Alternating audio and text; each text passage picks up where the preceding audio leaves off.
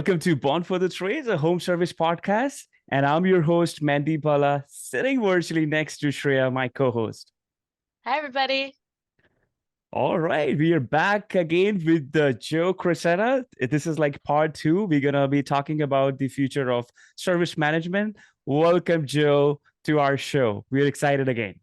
Thank you again, Mandeep. Of course, you must know how honored I feel to be with the very best marketing person in the entire contracting industry, Mandeep, and also the finest salesperson in the entire industry, Shreya. It's so nice to have top talent here with us, and I appreciate both of you two. Thank you so much. I'd have to agree with those statements, first of all. I'm so humbled. It's hard to say no. I'm not saying you're not wrong. You're not Mandeep's wrong. humbled, but I'm humbled. I'm not. You're not wrong. You're not wrong. It's okay. Good. I'm glad to see you both here, and I got a laugh out of you. That's good. But nonetheless, it's true. So here we are. Thank you so much for inviting me here again. I appreciate that. Join us as we dive deep into the world of home service entrepreneurship, interacting with industry leaders, coaches, and entrepreneurs about their experiences, challenges, and victories. Through their inspiring stories, we hope to equip our listeners with the tools and knowledge they need to succeed in the competitive home service industry. So whether you're a seasoned pro or just starting out, tune in to Born for the Trades podcast for invaluable insight and real-world inspiration. Let's dive into it with our first question. What are some of the biggest mistakes you see today in service industry? Well, I always talk about, the mistakes. If you don't mind, I think talking about mistakes are always things I think we're kind of talking about the past. And so what I'd like to do is talk about, not just the mistakes, but I think that a lot of people can see the mistake they made when they see new methodology. And I think mistakes are something that, for me to say what everybody's mistake would be, is kind of it wouldn't be relevant because everybody will know their own mistakes they got. I think it's something we all need to take inventory of ourselves, and not something that I don't think somebody from this kind of a show can tell people what their mistakes would be. However, I do have new ideas that I think represent the future, which are things that erase those things and move us in that direction. Does that make sense, sir? What do you guys think of that? Yeah, I wanted to ask about that specifically because in order to understand the future, I think a lot of people have to understand the past as well.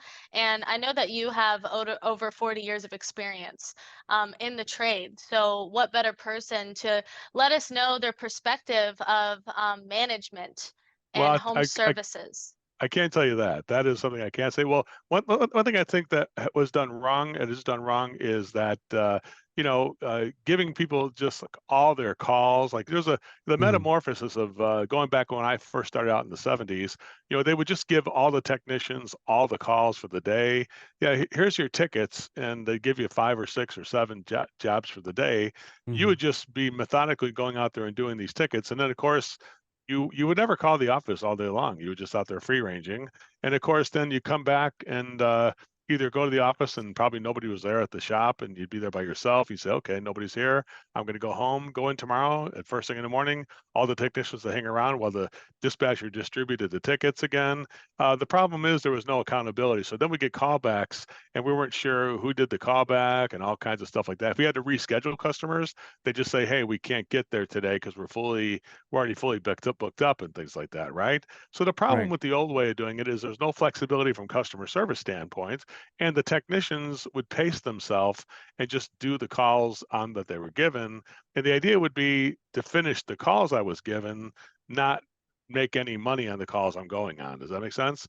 Then what happened is that because they did realize the customer service was very poor in the 80s, they started evolving to saying, let's just give them one call at a time.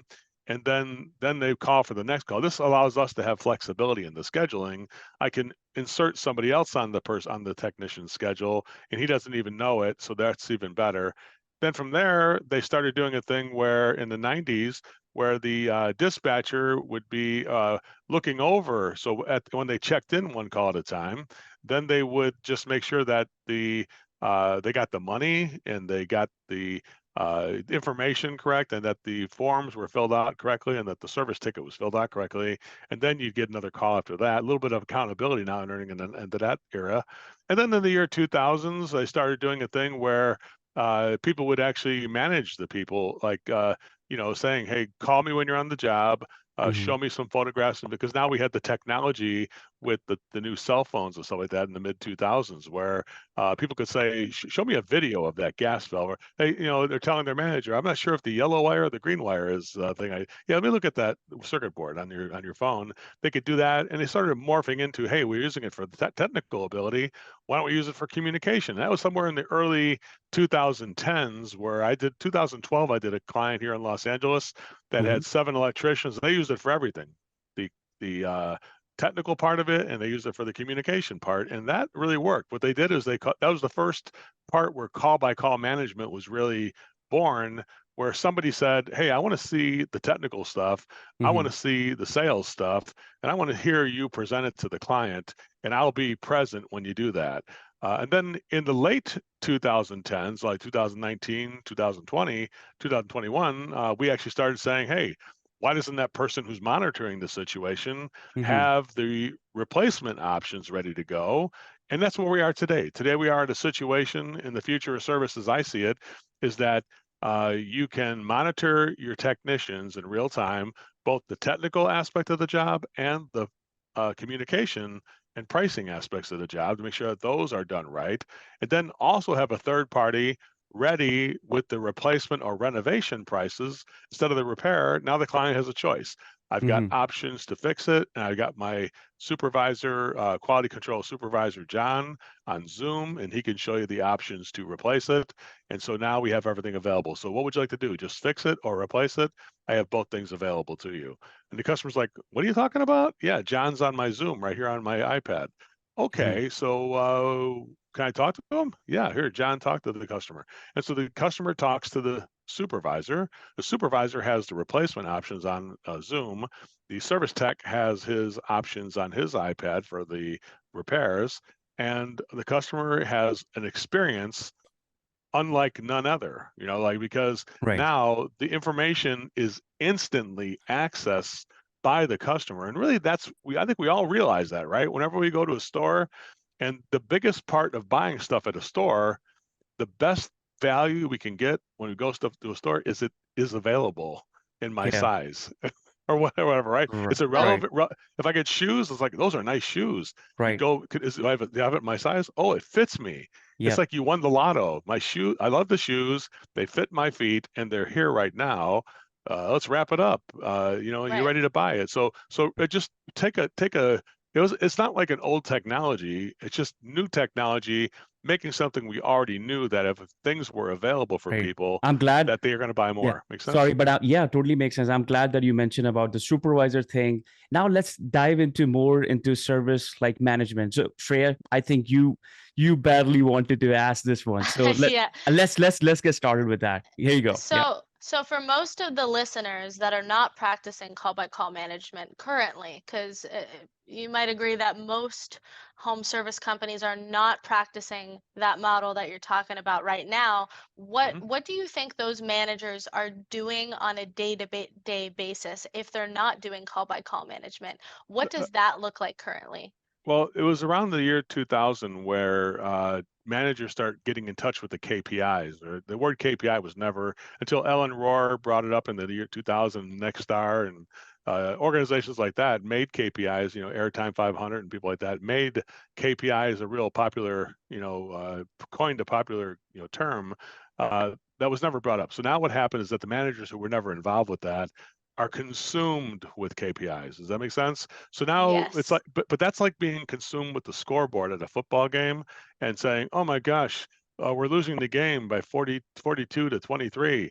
And then it's like saying, what we need a new scoreboard operator instead of instead of changing the guys in the field. So nobody's watching the players anymore. They're all watching the scoreboard, and that's the Mhm. problem. Make sense? The disconnect, there's a disconnection. It's like it's a manager of people and they're behind a computer looking at the KPIs when the people are out on the football field, so to You got it. And speak. what I can say Yeah. is that one thing I believe, and I firmly believe this throughout the history of throughout human history, is that people are more important than things. Yeah. So the computer and numbers are not going to be more important than the people who you have working for you, and the people that are need support, your customers and your coworkers. The internal client and the external client are the most important assets that a company has. And so we have to make sure we take care of those first. And then the KPIs are just something that now flashes right on your screen it's just part of the process. It's not something we have to dig for. So that's something I think managers have not shifted from where they had to dig for the numbers to now they're just taking it real easy. The numbers are in front of me on my software, and I just Right. look at those and I stare at the numbers and say somebody's got to change those numbers. And I'm like, yeah, I know the exact person. You, right? That's the difference. Right. No, Yeah. thanks for sharing. And like since we are talking about service managers, like, let's cover about that because a lot of listeners, they really want to have like service manager in their company. So what is your description of what a service manager's job description looks like? A manager's job is to improve the performance uh, on a minute by minute or an hour by hour basis. Let's just think of it as a basketball coach. You're watching the game, you're the manager of your team, you're managing the players, the time, the energy of your team in basketball or soccer or something like that. You see a player is exhausted, you call a timeout, you put a different player in to refresh that player, have them rest. You're in charge of the energy, the flow, the strategy of the team, Mhm. and you're affecting positive change on a minute by minute basis. That is what I want to see. If I have a manager in place and they aren't making a difference on the results, if I say to myself, you know what, if I didn't have this guy, I'd be giving myself a raise, but say $80,000 a year or whatever it is, 60,000, 80,000 a year. If I just said to myself, you know what, if I didn't have this person, I'd be giving myself an $80,000 a year raise, except for the fact he holds meetings once a week. That's not a good manager. A good manager is affecting the outcome of the game and calling timeouts, telling people to change their strategy, change the play or the play you're going to run right now, and maybe get a different person out there who has more energy or a better dynamic with the client, and that can change immediately. So managers are there to make a change. They are not there to just react to situations. They are there to proactively make sure that changes are happening so the client has a successful experience and that we have a successful financial outcome for the day. So day can start out with nothing, but every manager is in charge of the revenue. They're in Mhm. charge of the way we do options, the way we do diagnosis. If things aren't being done right, they should be changing those things. Either change the person or change the way the person is doing those things. Make sense? Totally. Totally. That's like that was a perfect, of course, perfect answer and perfect description. For people that are listening, which this is the most common thing that I hear, is everybody is always asking about call by call management. You did an amazing job, of course, of going over what exactly that means, because they usually don't know what it means. The second thing, though, that I want to cover to help people is they have no idea how to make that shift that you talked about into this new high performance, results driven level of management. So, can you give some advice on how to switch over to that side for them? Well, it first starts with this. There's a element that the culture has to accept this type of management, right? And so, Hmm. in order to make your culture, the first step number one, to make the culture accept this form of management, which is much tighter management or tighter coaching, if you will, to make sure that we're going to change the strategy, make sure things are correct. It has to be brought to the team as a benefit to the team.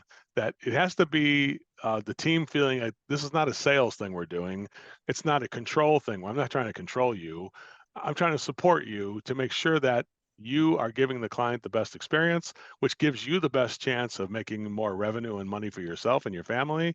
It also gives you a better chance of making a happy customer who is going to make your life easier, right? So we're not here we don't want you to change who you are. We're not looking to, take away your individual personalities. It will Mhm. be more tightly watched, just like watching a basketball game. A coach watches the game. It doesn't mean he's trying to control the players, what they do on the court. They're the ones that are supposed to get to the spot they're supposed to be at or run the play they're supposed to run. We still want that to be done by the players. Micromanaging would be sort of like the coach going out on the court and playing ball. Like, oh, I'm going to get in the game. Screw it. It's like, dude, what are you doing? You got a suit on. What are you doing in the game, right? It's like, sit Mm-hmm. down on the bench. That's where you belong. So, the coach needs to be able to do that. But I would say, number one, get the culture to remind them the benefits, which is the best return on investment for them as a employee, the team quality of the team, and the no callbacks. We don't have to do callbacks anymore on other people's things. We don't got to apologize for other people on the team. And number three, it's beneficial to the client because they get a world-class experience that keeps them coming back. And so that's the reason why that's got to be constantly drilled into people.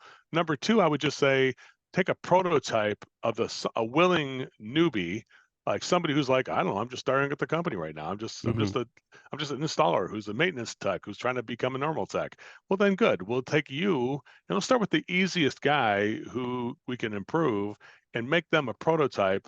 And here's my challenge would be number three, make the guy who's brand new or the guy who's kind of struggling into a champion that everybody else winds up going, what happened? What got into that guy? How does that guy doing like 15,000 a week on repairs? Yeah. And he got 5 turnovers this week. How is he making all this money? And well, because we tried a new program with him. Why didn't I try the new program? So now the third part is get the other employees to beg you to do this. Mm-hmm. So number one, tell them the benefits. Number two, take a prototype and succeed with it. Number three, wait for people to come and beg you for it, and then say, you know what, since you guys are begging me for this, we're going to do it. That would be the metamorphosis of how it should happen. And that's why, there's a lot of people, other consultants I see now, everybody's trying to do, I do call by call. It's like, dude, I I tell you what, know. It go drives ahead me and try it. nuts. You think you're going to do it? You're like this much information on how to do it. We have been prototyping this since 2012. Good luck if you think you're going to teach it. You could teach the part I said, which is monitor your people and do that, but there's so much more about getting that culture. That's the hard job. If I could do Yeah. that, the easy job is getting people to want to be monitored and be assisted like that. That's the hard part of it. Make sense? Yeah. Yeah, I took notes on everything that you just said in the steps order, and it was one, get commitment culturally, make sure it's not seen as micromanagement. Two, beta test and prove results for more team buy-in. And three, wait for the employees to beg you for it. So they're voluntarily committing to doing the system based on the results that they've seen of their teammate. Yeah, they have to want. It's got to be this way, guys. Real permanent change in an organization like this comes from the bottom up. Right. People at the top can have all kinds of great ideas. Like Mandeep can say, "Here's what we're going to do at this place," and then the people who are doing the work are like, "Here's what we're really going to do." It's Yeah. like, it's like you say you want to do something, but the people on the bottom are doing what they really want to do. If you can get the closer alignment between what you want to do and they want to do the same thing you want to do, that's where those companies like Peterman or Horizon or NextGen, they've inspired that way because it was made that they are coming from the ground up. I think that's one of the difference between the when you see how do these people grow like that? Well, they grow from the bottom up, not from the top down. I'll Right. tell you that. They work Make sense? closely. Yeah, totally. They work closely with, like, visionary. Someone has a vision, but there has to be, like, implementers in the company. So visioners and implementers, they gotta work together. But I want to ask you, one major question, because Shreya and we got a lot of requests on that one. What do you think? What's the future looks like in service management? Well, I just think that this will even be more closely monitored, and I can see electronically how I think the future is going to be. I think the biggest problem I think we all realize the trades have is qualified people to go out and do this job in a world-class, high-quality fashion. Because it's what do you call it? You need to have qualified people who are highly trained and highly skilled to do this. So that's one of the things. Now, so to offset that, I think the future of it will be because of technology. Instead of a lot of the thinking that the technicians had to do before, like we had to calculate superheat, subcooling. We had psychrometric charts, and if everybody sees one of those, your eyes would bleed. If a young person would see a psychrometric chart about the relationship between humidity and airflow, if they saw that, their eyes would bleed. So truthfully, all that stuff has been simplified and made easy to do. And I think a lot of right now technology has already taken the place of Right. the human who has to think about this stuff. It's not now. It's not even the data is coming at the technician in rapid speed without having to calculate it and do the math problem himself. It's already being calculated for you. So I think that's the one thing. It's going to take. We're able to get people faster. Like if I said I can take a guy who's good with their hands and who did some car repairs or something like that, I would say I could definitely get him to do a heating and air conditioning tune-up within 30 days with all the new technology and the new monitoring systems. So I think the future is much faster onboarding of people to get them from where you're starting to more qualified pace. I think that's really everybody's duty in the industry is Mhm. to make that happen. That everybody has to have their own university in a way, and that university. And here's a number two thing. I think uh, the old school way was you go hit the books and you learn about stuff using textbooks and stuff like that. That's Right. being replaced rapidly with get out there and use the technology, and the technology will teach you. Your app will teach you how to find the superheat and things like that. So people don't learn from a book anymore. They learn by getting out there. And I think a lot of us did learn that way. I went to Yeah. school first for 2 years, and then I went in the field. But I can tell you, I think everybody who's done the same thing I did will tell you that I learned most of what I know the first month I was in the field. Like they Mhm. went for Totally. 2 years to a trade school, and I'm like, Mm. I'm not ready for this really. You get in the field after a month, you're like, I got it. The Yeah. first month you're like, I don't think I'm ready. And then by the time that the month is over, you're like, shit, man, I got this stuff down. So, Totally. it's like that month was the month that made it happen, right? So we can just say, why did we waste those 2 years on that? And I think it's because of the scholastic system was trying to feed itself in a way. I'm going to tell you the secret. It's an open secret. The scholastical schools and things like that had to draw it out for 2 years to be able to collect money from students. Truthfully, I think education now is going to be much more readily available. It's going to be more on the job. It's going to be a lot less money than it used to be because information has never been more rapidly available for less money than it is right now. So that's one thing I could tell you that I'm excited about the future because I am an educator and I love to see people have access to that education. I think that is something that will be the future. Rapid education happening in real time as people join and they're able to get oriented, onboarded, and become experts in a very short period of time based on the technology and the education that is available. I think that's the future to me, I think. So I love your information. point of view on that. That is like because it's down to earth and it's realistic. It's not like AI is going to do all this It's not that. It's like AI supports the people because we're in the trades. We're in an irreplaceable industry type of thing that's recession proof and Mhm. robots cannot install systems and it's not but it's more down to earth. I like that I can see that happening and I actually am excited for that to happen. I'm not scared for something like Me that to too, because a happen. lot of people Yeah. they're talking about AI is going to replace people, Never, especially like in never. trades. I don't see that, and It's I not. No, hope we you're need right. emotional intelligence, like you said. Exactly, Yeah. exactly. It may do it, but it's not going to do it in my lifetime. That's for Yeah. sure. So he's like, But I would not say, my no worries for me. for you guys, for all of you younger people, then you enjoy that. But I'm tell you right now, for this, I just think that it's needed. But I think that the rapid education, the AI will. I mean, it's a great thing. I mean, we should just enjoy this time. Listen, don't worry about Big Brother in the future and how we're going to be AI. We're going to be slaves to AI.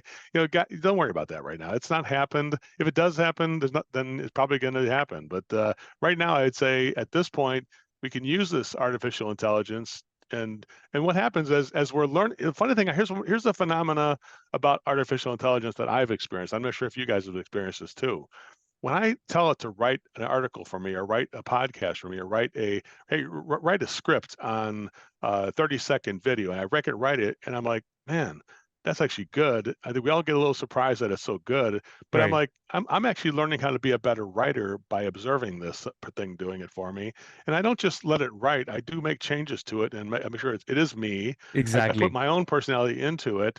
Mhm. But here's the thing: I become a better Better. writer. I tell you, Exact. Shreya saw me at an event. We were at Tommy Mello's event in A1 Garage Door at the Vertical Track event. Uh-huh. And it's probably the best. I mean, seriously, I'm not going to brag about myself, but it's probably the best public speaking uh, thing I've ever done. It's And I think true. a lot of it has to do with the TikToks and things that I've done, I've heard because about that. I'm getting the message across in a shorter burst and not wasting time on peripheral stuff that I used to do. So I think I'm just more, so TikTok has made me a better communicator. And I believe AI will also make me a better By the way, communicator love as your well. TikTok videos, and I agree with you. Like, these AI tools, like, let's not look at as like a threat. I think it can make you a better person. It can make you like, you can write good emails. You can write like, scripts like you mentioned. And I think that even I'm using, these AI tools like Chat GPT and all, and to produce a lot of content. But it was really, really informative.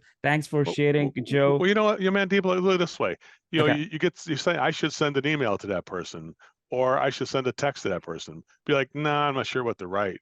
So you go to Chat GPT and say, what would you write to somebody who's angry at you? And it gives you that. And you're like, yeah, that's not bad. I'm going to try that. And so, so really, it's beyond just the fact that it writes for you.